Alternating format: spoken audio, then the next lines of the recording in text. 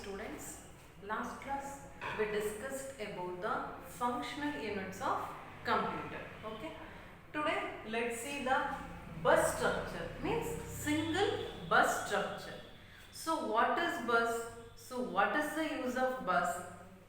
Bus is used to connect all the functional units of the computer. Which are the functional units of computer? Input unit, output unit, memory and processor, right? So these are the functional units of computer are connected in some organized way. So that is called as bus. Okay, means it can be connected in some organized way to obtain an efficient working system. Okay, so ಒಂದು efficient working system ಬೇಕು ಅಂದ್ರೆ ನಾವು connect ಮಾಡಬೇಕು ಎಲ್ಲ functional parts ನ. So ಹೆಂಗ್ connect ಮಾಡ್ತೀರಾ? By using the bus. Okay, so to obtain higher speed. For example ಏನು ಕನೆಕ್ಟ್ ಆಗಿಲ್ಲ ಅಂದ್ರೆ ಮೆಮೊರಿಯಿಂದ ಪ್ರೊಸೆಸರ್ಗೆ ಇನ್ಫಾರ್ಮೇಶನ್ ಟ್ರಾನ್ಸ್ಫರ್ ಮಾಡ್ಬೋದು, ಅಥವಾ processor to memory we can transform the information, but parallelly memory to processor and memory to output devices. So for the parallel transfer of data we are using the bus. So bus means it is a group of wires which carry the information from source to destination. For example, source is memory and destination is output. Memory ಇಂದ output ಗೆ information transfer ಮಾಡ್ತಾರೆ. ಹೆಂಗ್ ಮಾಡ್ತಾ ಇದ್ದೀರಾ? So by using this group of lines. So memory ಇಂದ bus ಗೆ information ಬರುತ್ತೆ, again bus ಇಂದ output device ಗೆ information ಹೋಗುತ್ತೆ. ಇದಕ್ಕೆ ನಾವು bus ಅಂತ ಅಂತೀವಿ. Means by using a group of wires we are connecting the functional units of computers. ಅದಕ್ಕೆ bus ಅಂತ ಅಂತೀವಿ. So what is the use of bus? To achieve the faster speed, means parallel transfer of data achieve ಮಾಡೋದಕ್ಕೆ ನಾವು bus ನ use ಮಾಡ್ತೀವಿ. Okay, so next detail ಆಗಿ ನೋಡಬೇಕು ಅಂದ್ರೆ ಸಿಂಗಲ್ ಬಸ್ ಸ್ಟ್ರಕ್ಚರ್ ನ ನೀವು ಡೀಟೇಲ್ ಆಗಿ ನೋಡಬೇಕು ಅಂದ್ರೆ, see here this is processor and this is output unit, input unit, memory. ನಾನು ಏನ್ ಹೇಳಿದ್ದೆ, ಇನ್ಪುಟ್ ಯೂನಿಟ್ ಇಂದ ಇನ್ಫಾರ್ಮೇಶನ್ ಎಲ್ಲಿಗೆ ಬರುತ್ತೆ? ಪ್ರೊಸೆಸರ್ಗೆ. ಪ್ರೊಸೆಸರ್ ಇಂದ ಅಗೇನ್ ಇನ್ಫಾರ್ಮೇಶನ್ ಎಲ್ಲಿಗೆ ಬರುತ್ತೆ? ಮೆಮೊರಿ. ಮೆಮೊರಿಯಿಂದ ಪ್ರೊಸೆಸರ್ಗೆ, ಅಗೇನ್ ಪ್ರೊಸೆಸರ್ ಇಂದ ಔಟ್ಪುಟ್. ಈ ತರ ಇನ್ಫಾರ್ಮೇಶನ್ ಟ್ರಾನ್ಸ್ಫರ್ ಆಗ್ತಿರುತ್ತೆ ಅಂತ ಹೇಳಿದೆ. ಸೊ ಇನ್ಫಾರ್ಮೇಶನ್ ಹೆಂಗ್ ಟ್ರಾನ್ಸ್ಫರ್ ಆಗುತ್ತೆ? ಬಸ್ ಇಂದ. ಸೊ ಇಲ್ಲಿ 3 ಟೈಪ್ಸ್ ಆಫ್ ಬಸ್ ಇದೆ: address bus, data bus and then control bus. Okay, so ನೋಡೋಣ ಇವಾಗ ಅಡ್ರೆಸ್ ಬಸ್ ಅಂದ್ರೆ ಏನು. ನಾನು ಏನ್ ಹೇಳಿದ್ದೆ? ಮೆಮೊರಿ ಲೊಕೇಶನ್ಸ್ ಅಂತ ಹೇಳಿದ್ದೆ. ಸೊ ಮೆಮೊರಿ ಇಲ್ಲಿ ಏನೇ ಇನ್ಫಾರ್ಮೇಶನ್ ಸ್ಟೋರ್ ಆಗಿದ್ರೆ ಲೊಕೇಶನ್ 1, ಲೊಕೇಶನ್ 2, ಲೊಕೇಶನ್ 3, ಇದ್ರದ್ದು 100, 200, 300. ಓಕೆ, ಸೊ ಅಂದ್ರೆ ದಿಸ್ ಇಸ್ ಅಡ್ರೆಸ್. ಅಡ್ರೆಸ್ ನ ಯೂಸ್ ಮಾಡಿಕೊಂಡು ಆ ಲೊಕೇಶನ್ ನ ಫೈಂಡ್ ಔಟ್ ಮಾಡಬೇಕು. ಫಾರ್ ಎಕ್ಸಾಂಪಲ್ ನಿಮ್ಮ ಮನೆಗೆ ಯಾವುದೋ ಒಂದು ಲೆಟರ್ ಬರುತ್ತೆ, ಹೆಂಗ್ ಬರುತ್ತೆ? ನಿಮ್ ನೇಮ್ ಇಂದ ಬರುತ್ತಾ? ಇಲ್ಲ, ಅಡ್ರೆಸ್. ನಿಮ್ದು ಅಡ್ರೆಸ್ ಕರೆಕ್ಟ್ ಆಗಿದ್ರೆ ಮಾತ್ರ ನಿಮ್ ಮನೆ ಐಡೆಂಟಿಫೈ ಆಗುತ್ತೆ. ಅದೇ ತರ ಮೆಮೊರಿಯಲ್ಲಿ ಕರೆಕ್ಟ್ ಆಗಿರೋ ಅಡ್ರೆಸ್ ಸಿಕ್ಕರೆ ಮಾತ್ರ ಆ ಲೊಕೇಶನ್ ಸಿಗುತ್ತೆ. ಸೊ ಫಾರ್ ಎಕ್ಸಾಂಪಲ್ 100 ಮೆಮೊರಿಯಲ್ಲಿ ಅಡ್ರೆಸ್ ಅಲ್ಲಿ ಏನಿದೆ? ಲೊಕೇಶನ್ 1 ಇದೆ. 200 ಅಡ್ರೆಸ್ ಅಲ್ಲಿ ಲೊಕೇಶನ್ 2, 300 ಅಡ್ರೆಸ್ ಅಲ್ಲಿ ಲೊಕೇಶನ್ 3. ಈ ತರ ಡಿವೈಡ್ ಆಗಿರುತ್ತೆ. ಸೊ ನೀವು ಇವಾಗ ಯಾವುದೇ ಆಪರೇಷನ್ ಪರ್ಫಾರ್ಮ್ ಮಾಡಬೇಕು ಅಂದ್ರೆ ನಿಮಗೆ ಫಸ್ಟ್ ಏನ್ ಬೇಕು? ಅಡ್ರೆಸ್ ಬೇಕು. ಪರ್ಟಿಕ್ಯುಲರ್ ಇನ್ಫಾರ್ಮೇಶನ್ ಎಲ್ಲಿ ಸ್ಟೋರ್ ಆಗಿದೆ ಮತ್ತೆ ಯಾವ ರೀತಿ ಆಪರೇಷನ್ ಪರ್ಫಾರ್ಮ್ ಮಾಡಬೇಕು ಅದಕ್ಕೆಲ್ಲ ಅಡ್ರೆಸ್ ಬೇಕು. ಸೊ ಅದಕ್ಕೆ ನಾವು ಅಡ್ರೆಸ್ ಬಸ್ ನ ಯೂಸ್ ಮಾಡ್ತೀವಿ. So what is the use of address bus? So the processor uses this bus. ಏನು ಯಾವುದು ಯೂಸ್ ಮಾಡುತ್ತೆ ಅಡ್ರೆಸ್ ಬಸ್ ನ? ಪ್ರೊಸೆಸರ್ ಯೂಸ್ ಮಾಡುತ್ತೆ. ಏನಕ್ಕೆ?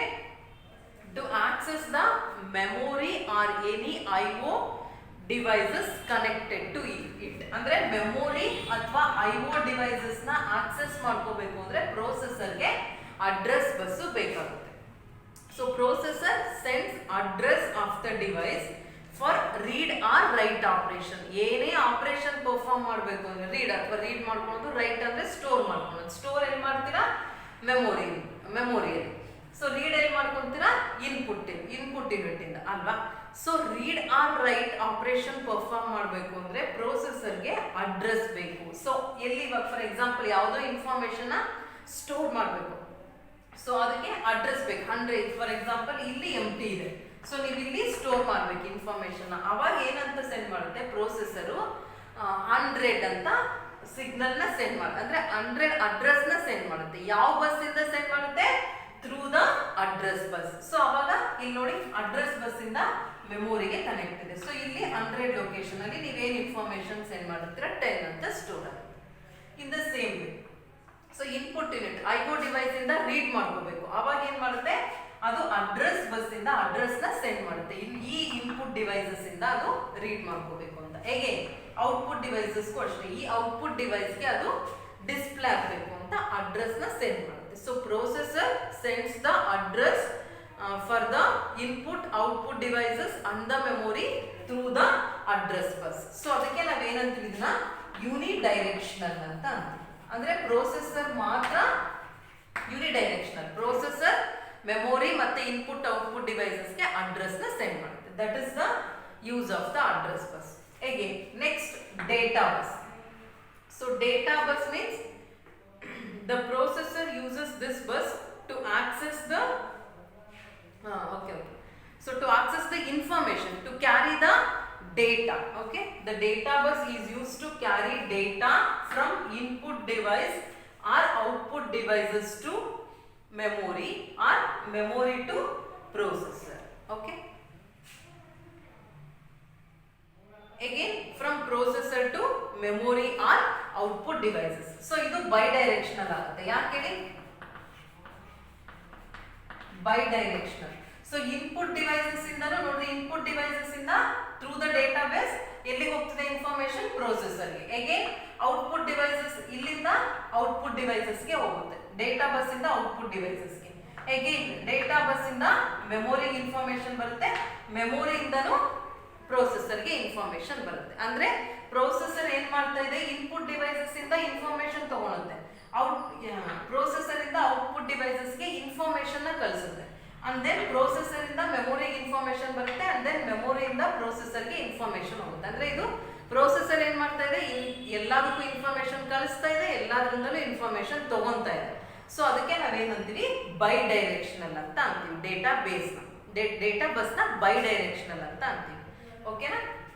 ಸೊ ಫಾರ್ ಎಕ್ಸಾಂಪಲ್ ನೀವು ಇವಾಗ ಇನ್ಫಾರ್ಮೇಶನ್ ಏನ್ ಮಾಡ್ತೀರಾ? 1020 ಅಡಿಷನ್ಗೆ 1020 ಅಂತ ಕಳಿಸ್ತಾ ಇದ್ದಾರೆ. ಸೊ 1020 ಇನ್ಫಾರ್ಮೇಶನ್ ಎಲ್ಲಿ ಇನ್ಪುಟ್ ಯೂನಿಟ್ ಇಂದ ಪ್ರೊಸೆಸರ್ಗೆ ಬರುತ್ತೆ. ಎಲ್ಲಿಂದ? Through the data bus. Okay, so data bus ಇಂದ ಇನ್ಫಾರ್ಮೇಶನ್ ಬರುತ್ತೆ.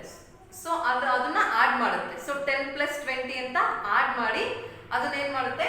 ಮೆಮೊರಿಗೆ ಸೆಂಡ್ ಮಾಡುತ್ತೆ. ಓಕೆನಾ? ಆಡ್ ಮಾಡುತ್ತೆ. ಇಲ್ಲಾಂದ್ರೆ ಆಪರೇಷನ್ಗೆ ಯಾವ್ದು ಇನ್ಫಾರ್ಮೇಶನ್ ಬೇಕು, ಫಾರ್ ಎಕ್ಸಾಂಪಲ್ ಪ್ಲಸ್ ಆಪರೇಟರ್ ಬೇಕು, ಸೊ ಅದಕ್ಕೆ ಏನ್ ಮಾಡುತ್ತೆ? ಪ್ಲಸ್ ಆಪರೇಟರ್ ನ ಇಲ್ಲಿಗೆ ರಿಕ್ವೆಸ್ಟ್ ಮಾಡುತ್ತೆ. ಸೊ ಮೆಮೊರಿಯಿಂದ ಅಗೇನ್ ಪ್ಲಸ್ ಆಪರೇಟರ್ ಇಲ್ಲಿಗೆ ಬರುತ್ತೆ. ಅಡಿಷನ್ ಆಪರೇಷನ್ ಪರ್ಫಾರ್ಮ್ ಆದ್ಮೇಲೆ ಔಟ್ಪುಟ್ ಡಿವೈಸ್ಗೆ ಸೆಂಡ್ ಮಾಡುತ್ತೆ. ಸೊ ಅದಕ್ಕೆ ಡೇಟಾ ಬಸ್ ನ ನಾವೇನಂತೀವಿ? ಬೈ ಡೈರೆಕ್ಷನಲ್ ಅಂತ ಅಂತೀವಿ.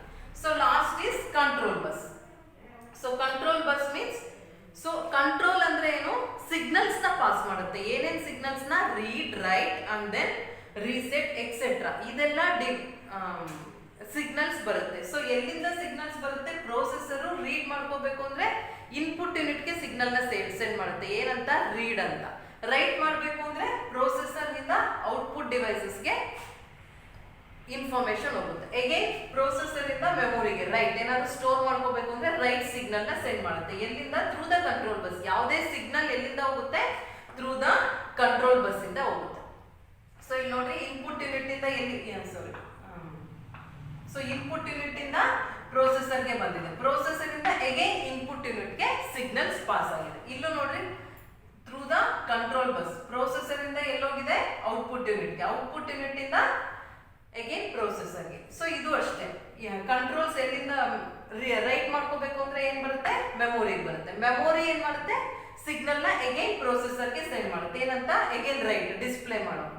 So signals are bidirectional. Control bus ಏನು? Bidirectional. ಯಾಕೆ ಹೇಳ್ರಿ? ಸಿಗ್ನಲ್ಸ್ ಪ್ರೊಸೆಸರ್ ಇಂದ ಎಲ್ಲಾ ಡಿವೈಸ್ ಹೋಗುತ್ತೆ, ಎಲ್ಲಾ ಡಿವೈಸಸ್ ಇಂದ ಸಿಗ್ನಲ್ ಪ್ರೊಸೆಸರ್ಗೆ ರಿಸೀವ್ ಆಗುತ್ತೆ. ಸೊ ಅಡ್ರೆಸ್ ಬಸ್ ಯಾಕೆ? ಯೂನಿಟ್ 3 ಟೈಪ್ಸ್ ಆಫ್ ಬಸ್ಸಸ್ ಇರುತ್ತೆ. Address bus, data bus and then control bus. Address bus is unidirectional. Why? Processor will send the address to all the devices. So ಅದಕ್ಕೆ ನಾವು ಯೂನಿಡೈರೆಕ್ಷನಲ್ ಅಂತೀವಿ. ಬೇರೆ devices ಇಂದ ಪ್ರೊಸೆಸರ್ಗೆ ಯಾವುದೇ address ಬರಲ್ಲ, processor ಮಾತ್ರ ಸೆಂಡ್ ಮಾಡುತ್ತೆ ಅಡ್ರೆಸಸ್. ಓಕೆನಾ? So unidirectional. Data bus is bidirectional. Why? Processor will send data to all the devices and receives data from all the devices. So again control bus is bidirectional. Why? Processor will send signals to all the devices and it will receive the signals from all the devices. So this is about the bus structure. Okay. So single bus structure. So bus is used to connect all the functional units of computers, and three types of buses are there: address bus, data bus and control bus. Okay. So next let's see the basic operational concept.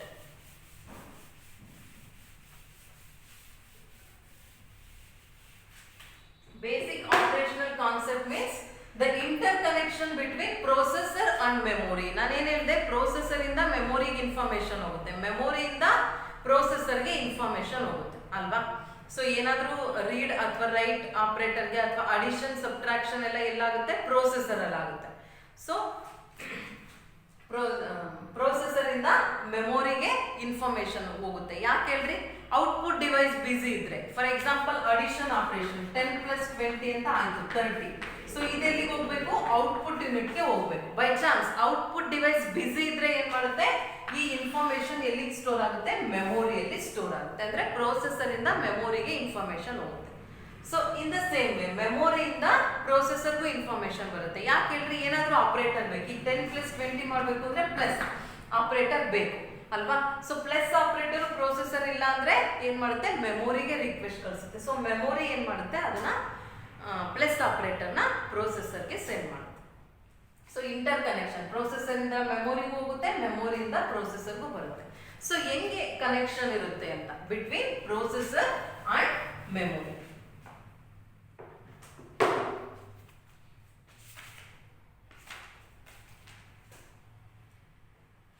So this diagram will show the interconnection between the memory and the processor. So processor ಅಲ್ಲಿ ಏನಿರುತ್ತೆ?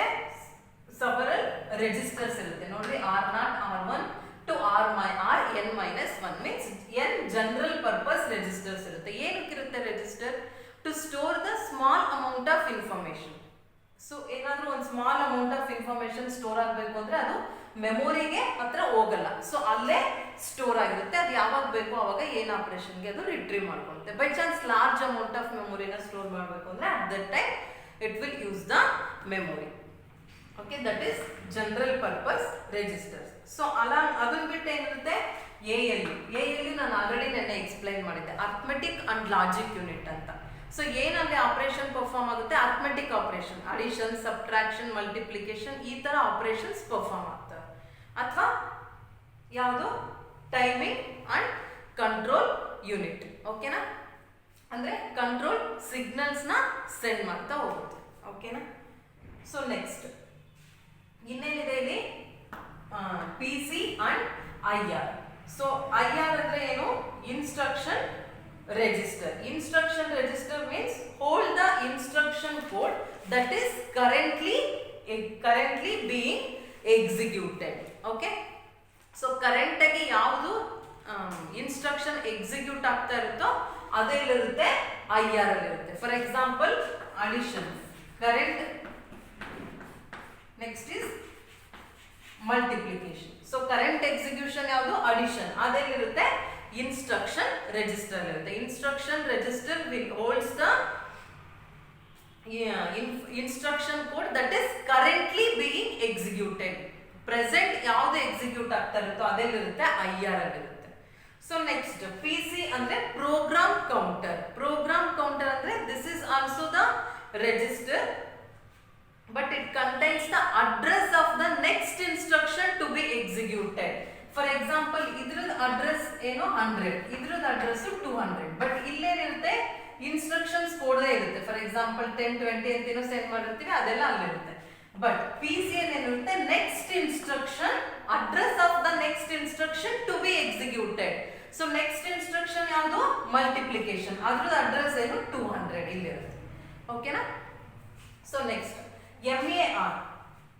So ಅದನ್ನ ಬಿಟ್ಟು ಇನ್ನೇನಿರುತ್ತೆ MER memory address register ಅಂತ ಅಂತೀವಿ. So ಅದೇನ್ ಮಾಡುತ್ತೆ, memory address register holds the address of the memory location to be assessed.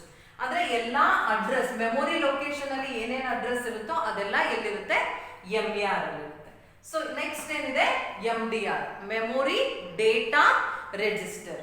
Memory data register means it contains the data to be written into a read from the address location. ಅಂದ್ರೆ ಇಲ್ಲೇನಿರುತ್ತೆ, contents ಇರುತ್ತೆ, ಅಂದ್ರೆ data ಇರುತ್ತೆ. Memory address register ಅಂದ್ರೆ it will contain the addresses and memory data register ಅಂದ್ರೆ it will contain the data or information. Okay, so ಇದಿಷ್ಟು ಇರುತ್ತೆ. But next operation ಹೆಂಗ್ perform ಆಗುತ್ತೆ ಅಂತ. ಸೊ ಏನೇನಿರುತ್ತೆ, IR instruction register means it will contains the instruction code that is currently executed. PC means program counter that contains the address of the next instruction to be executed. MER andre memory addresses, it will contain the address. Memory data register means it will contain the data. This is general purpose register and then timing and control unit and then AL. ಇದಷ್ಟು ಇರುತ್ತೆ. But operation ಹೆಂಗ್ perform ಆಗುತ್ತೆ ಅಂತ ನೋಡೋಣ. So first step is the execution starts by loading of the instruction to program counter. So first time ಮಾಡುತ್ತೆ execution start ಎಲ್ಲಿಂದ ಆಗುತ್ತೆ, program counter ಅಲ್ಲಿ. ಯಾಕೆ ಹೇಳಿ, for example addition, multiplication. So addition start ಆಗಬೇಕು ಅಂದ್ರೆ ಫಸ್ಟ್ ಏನಾಗಿರುತ್ತೆ, ಅಡ್ರೆಸ್ ಇಲ್ಲಿ ಆಲ್ರೆಡಿ ಸ್ಟೋರ್ ಆಗಿರುತ್ತೆ. ಓಕೆ, ಸೊ ಅಂದ್ರೆ ಅದು ನೆಕ್ಸ್ಟ್ ಅಲ್ಲಿ ಇದೆ ಅಂತಂದ್ರೆ ನೆಕ್ಸ್ಟ್ ಅದು ಆಪರೇಷನ್ ಪರ್ಫಾರ್ಮ್ ಆಗುತ್ತೆ ಅಂತ. So next step is transfers contents of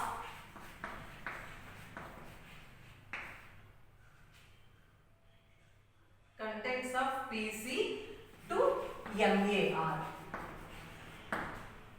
And address is sent to the, so ಇಲ್ಲೇನಿರುತ್ತೆ, ಅಡ್ರೆಸ್ ಇರುತ್ತೆ. ಈ ಅಡ್ರೆಸ್ ಎಲ್ಲಿಂದ ಎಲ್ಲಿಗೆ ಸೆಂಡ್ ಆಗುತ್ತೆ, MER ಗೆ. So through the database address ಎಲ್ಲ ಯಾವ್ದ್ರಿಂದ ಟ್ರಾನ್ಸ್ಫರ್ ಆಗ್ತಿರುತ್ತೆ, ಅಡ್ರೆಸ್ ಬಸ್ ಇಂದ ಮಾತ್ರ ಆಗ್ತಾ ಇರುತ್ತೆ. ಸೊ ಕಂಟೆಂಟ್ಸ್ ಆಫ್ PC ಎಲ್ಲಿಗೆ ಹೋಗುತ್ತೆ, MER ಗೆ ರೀಚ್ ಆಗುತ್ತೆ.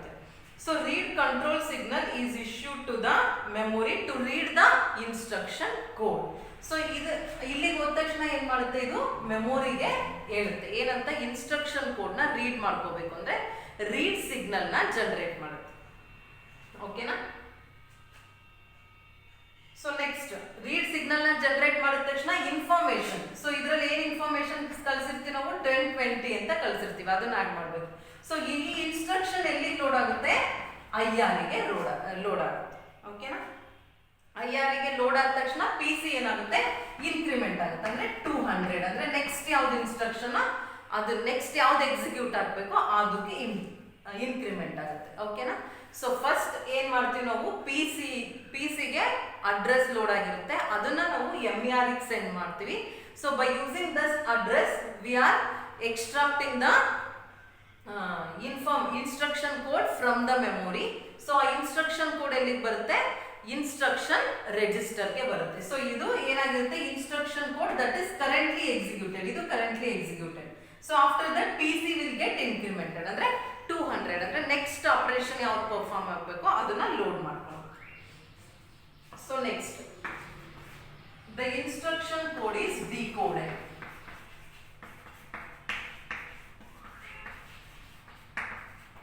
Is decoded to decide the operation.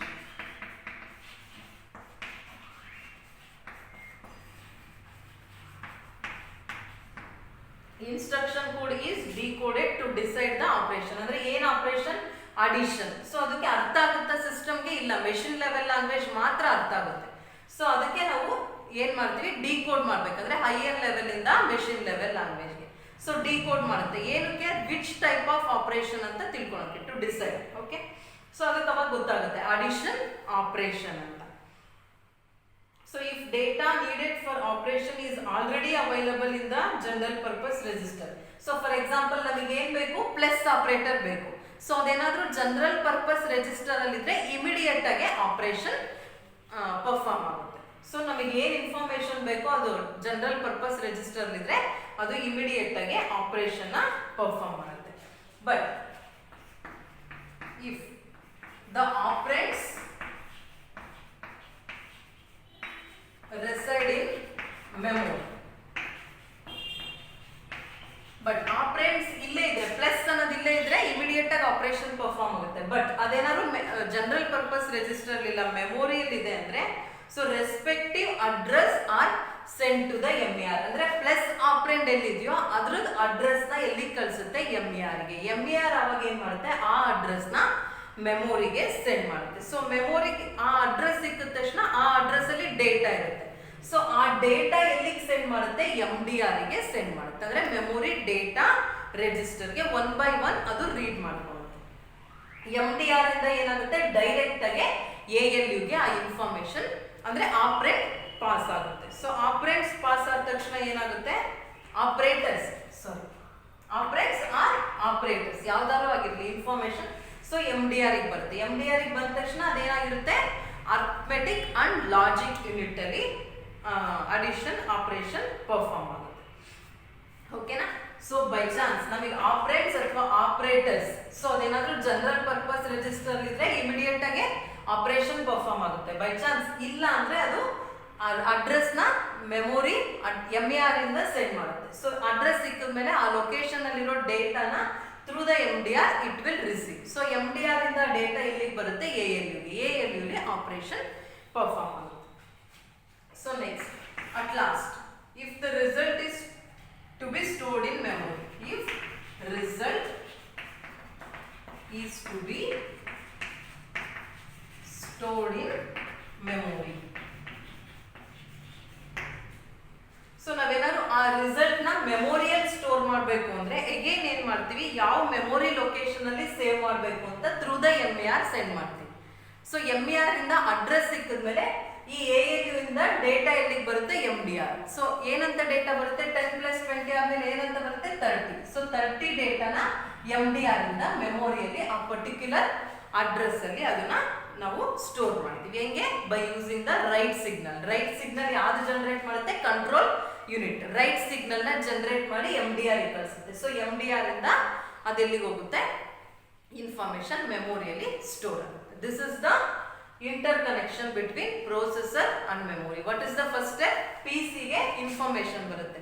PC ಗೆ ಇನ್ಫಾರ್ಮೇಶನ್ ಬಂದ ತಕ್ಷಣ ಅಡ್ರೆಸ್ MER ಗೆ ಹೋಗುತ್ತೆ. MER ಇಂದ ಇನ್ಸ್ಟ್ರಕ್ಷನ್ ಕೋಡ್ ನಾವು ಎಲ್ಲಿಗೆ ಸ್ಟೋರ್ ಮಾಡ್ಕೊಂತೀವಿ, ಇನ್ಸ್ಟ್ರಕ್ಷನ್ ರಿಜಿಸ್ಟರ್ ಅಲ್ಲಿ.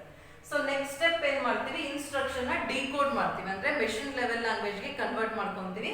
ಏನಕ್ಕೆ, ವಿಚ್ ಆಪರೇಷನ್ ಅಂತ ಡಿಸೈಡ್ ಮಾಡೋದಕ್ಕೆ. ಆಪರೇಷನ್ ಡಿಸೈಡ್ ಮಾಡಿದ್ಮೇಲೆ ನಾವೇನ್ ಮಾಡ್ತೀವಿ, ಆಪರೇಟ್ಸ್ ಅಥವಾ ಆಪರೇಟರ್ಸ್ ಜನರಲ್ ಪರ್ಪಸ್ ರೆಜಿಸ್ಟರ್ ಇದ್ರೆ ಇಮಿಡಿಯೇಟ್ ಆಗಿ ಆಪರೇಷನ್ ಪರ್ಫಾರ್ಮ್ ಮಾಡ್ತೀವಿ. ಇಲ್ಲ ಅದೇನಾದ್ರೂ ಮೆಮೊರಿಯಲ್ಲಿ ಇದೆ ಅಂದ್ರೆ ಅಗೇನ್ ಏನ್ ಮಾಡ್ತೀವಿ, MER ಇಂದ ಅಡ್ರೆಸ್ ನ ಕಳಿಸ್ತೀವಿ. ಆ ಅಡ್ರೆಸ್ ಅಲ್ಲಿ ಡೇಟಾ ಇರುತ್ತೆ. ಆ ಡೇಟಾ ಎಲ್ಲಿಗೆ ಬರುತ್ತೆ, MDR ಇಂದ ಎಲ್ಲಿಗೆ ಬರುತ್ತೆ, ALU ಬರುತ್ತೆ. ಏನಂತ, 10, 20 ಪ್ಲಸ್ ಅಂತ ಆಪರೇಟರ್ಸ್ ಎಲ್ಲ ಬರುತ್ತೆ. ಇಲ್ಲಿ ಆಪರೇಷನ್ ಪರ್ಫಾರ್ಮ್ ಆಗುತ್ತೆ. ಸೊ ರಿಸಲ್ಟ್ ಏನ್ ಬರುತ್ತೆ, 30 ಅಂತ ಬರುತ್ತೆ. ಸೊ ಬಂದ್ಮೇಲೆ ಅದೇನ್ ಮಾಡ್ತೀವಿ, ನಾವು ಏನಾದ್ರೂ ಮೆಮೊರಿಯಲ್ಲಿ ಸ್ಟೋರ್ ಮಾಡಬೇಕು ಅಂದ್ರೆ ಯಾವಾಗ ಮೆಮೊರಿಯಲ್ಲಿ ಸ್ಟೋರ್ ಮಾಡ್ತೀವಿ, ಔಟ್ಪುಟ್ ಡಿವೈಸ್ ಬಿಸಿ ಇದ್ದಾಗ. ಔಟ್ಪುಟ್ ಡಿವೈಸ್ ಫ್ರೀ ಇದ್ರೆ ನಾವು ಡಿಸ್ಪ್ಲೇ ಮಾಡ್ತೀವಿ. ಬಟ್ ಔಟ್ಪುಟ್ ಡಿವೈಸ್ ಬಿಸಿ ಇದ್ರೆ ಮೆಮೊರಿಯಲ್ಲಿ ಸ್ಟೋರ್ ಮಾಡ್ಬೇಕು. ಮೆಮೊರಿಯಲ್ಲಿ ಸ್ಟೋರ್ ಮಾಡಬೇಕು ಅಂದ್ರೆ ಅಗೇನ್ ಲೊಕೇಶನ್. ಸೊ ಯಾವ ಅಡ್ರೆಸ್ ಅಲ್ಲಿ ಸ್ಟೋರ್ ಆಗಬೇಕು ಅಂತ, ಅದಕ್ಕೆ ಅಡ್ರೆಸ್ ನ ಎಲ್ಲಿಗೆ ಸೆಂಡ್ ಮಾಡ್ತೀವಿ, MER. ಸೊ MER ಅಲ್ಲಿ ಆ ಅಡ್ರೆಸ್ ಸಿಕ್ಕಿದ್ಮೇಲೆ ನಾವೇನ್ ಮಾಡ್ತೀವಿ, ಇಲ್ಲಿಂದ ರೈಟ್ ಸಿಗ್ನಲ್ ನ ಜನರೇಟ್ ಮಾಡ್ತೀವಿ. ಎಲ್ಲಿಂದ, ಥ್ರೂ ದ ಕಂಟ್ರೋಲ್ ಬಸ್ ಇಂದ ರೈಟ್ ಸಿಗ್ನಲ್ ನ ಜನರೇಟ್ ಮಾಡಿ ಮೆಮೊರಿ ಕಳಿಸ್ತೀವಿ. ಸೊ ಡೇಟಾನ MDR ಇಂದ ಅಲ್ಲಿಗೆ ಸಿಗುತ್ತೆ. ಸೊ ಇಲ್ಲಿಂದ ಅಡ್ರೆಸ್ ಸಿಗುತ್ತೆ, ಕಂಟ್ರೋಲ್ ಬಸ್ ಇಂದ ಸಿಗ್ನಲ್ ಸಿಗುತ್ತೆ, ರೈಟ್ ಸಿಗ್ನಲ್ ಅಂತ. ಡೇಟಾ ಬಸ್ ಇಂದ ಏನ್ ಸಿಗುತ್ತೆ, ಡೇಟಾ ಸಿಗುತ್ತೆ. ಸೊ ಆ ಪರ್ಟಿಕ್ಯುಲರ್ ಅಡ್ರೆಸ್ ಅಲ್ಲಿಗೆ ರೈಟ್ ಸಿಗ್ನಲ್ ರಿಸೀವ್ ಆದ್ಮೇಲೆ ಆ ಡೇಟಾನಲ್ಲಿ ಸ್ಟೋರ್ ಆಗುತ್ತೆ. This is the interconnection between processor and memory. Okay, in this class we studied the bus structure and basic operational concepts.